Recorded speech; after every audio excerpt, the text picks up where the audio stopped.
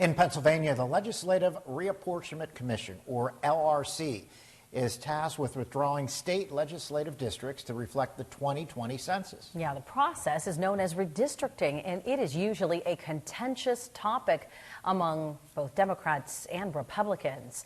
Our state capitol correspondent, Brendan Scanlon, is joining us live from Harrisburg right now with the latest. Good evening, Brendan. Well, good evening, Mike and Eva, and a contentious issue it is indeed. So the Legislative Reapportionment Commission consists of 5 members, leaders from both the House and Senate from both parties, and a nonpartisan chair. A preliminary House map was approved, being supported by both Democrats and that nonpartisan chair, but now Republicans are speaking up. It will change the nature of the legislature.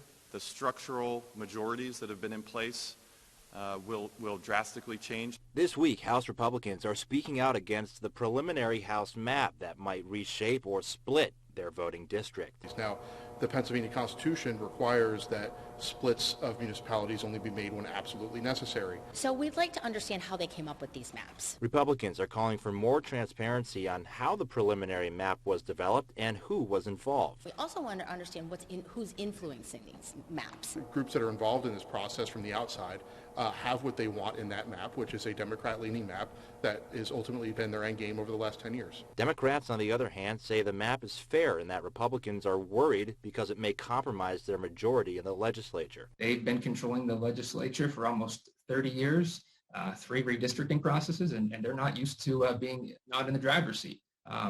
They're getting fair maps.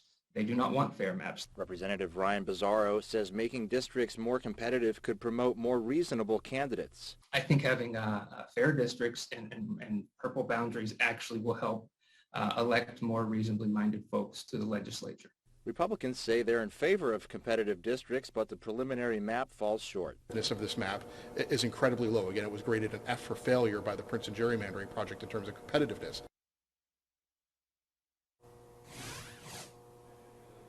And now there is also Republican legislation that seeks to change the process and structure of the Legislative Reapportionment Commission by means of a ballot measure.